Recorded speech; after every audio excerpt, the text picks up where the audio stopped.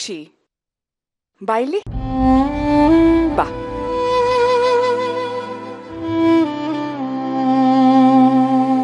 ಹೀಗೆಲ್ಲ ಅಳ್ತಾರ?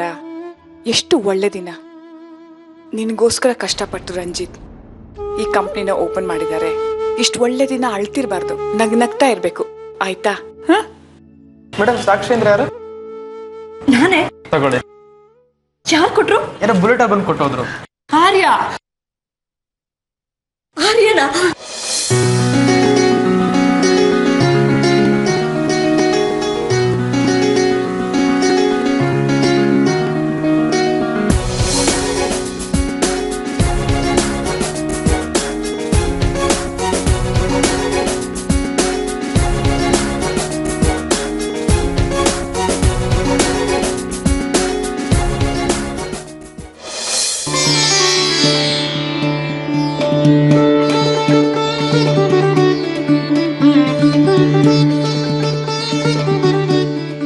ಒಳಗ್ ಬರ್ದೆ ಯಾಕೆ ಹಾಗೆ ಹೋಗ್ಬೇಕಿತ್ತು?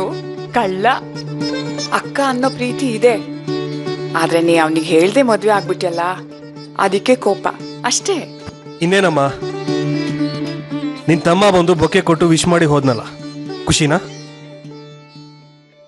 ಆದ್ರೆ ಆದಿ ಬರ್ಲಿಲ್ವಲ್ಲ. ಬಂದಿರೋರ ಬಗ್ಗೆ ಖುಷಿ ಕೊಡೋದ್ ಬಿಟ್ಟು ಬರ್ದಿರೋರ್ ಬಗ್ಗೆ ಬೇಜಾರ್ ಮಾಡ್ಕೊತಿದ್ಯಲ್ಲ. ಅವ್ನ್ ಬರಲ್ಲ ಅಂತ ಗೊತ್ತಿಲ್ಲ ನಿನ್ಗೆ? ರಂಜಿತ್ ಪ್ಲೀಸ್ ರೇಗ್ಬೇಡಿ ಅವಳ ಮೇಲೆ.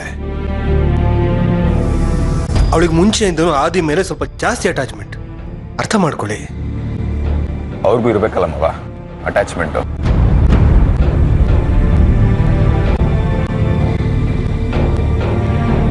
ನಾ ಒಳಗಿರ್ತೀನಿ.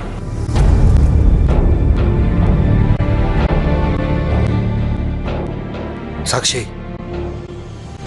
ಇನ್ಮೇಲೆ ನೀನು ತುಂಬಾ ಹುಷಾರಾಗಿರ್ಬೇಕಾಗುತ್ತೆ.